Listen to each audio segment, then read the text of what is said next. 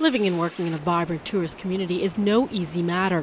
Just think about it. Tourists have a lot of places to go and a lot of deals attracting them. And that puts a lot of stress on the businesses that continue to make a go. Take the Maritime Museum of BC, for example. It's been a fixture on the Victoria landscape for the past 50 years, but it's going through some growing pains. How does it continue to reinvent itself and attract a new generation? The traffic right now on a very good year is about 30,000.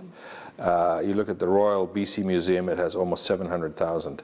So not that we expect to reach those numbers, but if we could increase the flow through the gate at, say, 150, 200, even 300,000 people a year, we'd be self-sustainable.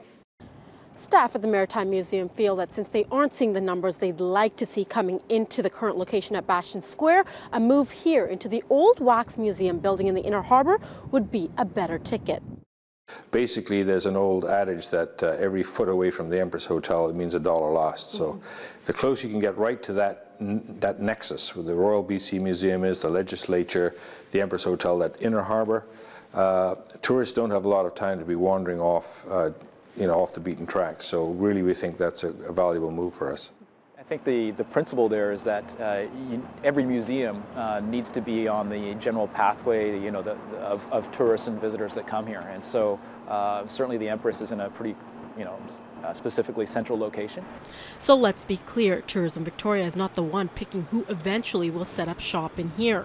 That'll be the job of the Provincial Capital Commission, and obviously everyone wants a fair shot at it. But what Tourism Victoria wants to see is the right fit.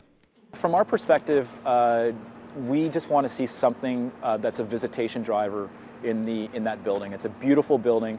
We understand that you had to do some seismic upgrades. It's always about safety first for citizens and for tourists. But once that's ready to go, we just hope that whatever's in there is really a tremendous visitation driver. And Jill Loretta says one thing that is working in their favor is they're all about the historical essence of this community, a rich maritime past. We are big supporters of a good, sustainable maritime museum. I think it's very much part of our heritage, obviously, and I've been through there a couple of times, and they got some great stuff in there. Here we have an exhibit about whaling on the coast. Picture of the harpoon gun and the harpoon. Here's a narwhal tusk. We have a lovely gallery here for BC Ferries. They're the kind of people that have been supportive in the past, and I'm sure will continue to do so. We have a very big naval gallery, and the Navy is keen to see that expand and develop. We don't know yet who's going to be taking over this building. It's a process that's only just getting underway. And there's a lot of time because seismic upgrade work won't be complete until March 31st. And since this is one of the premier tourist destinations in the country, the competition will be stiff. In Victoria, I'm Shetta Singh for Shaw TV.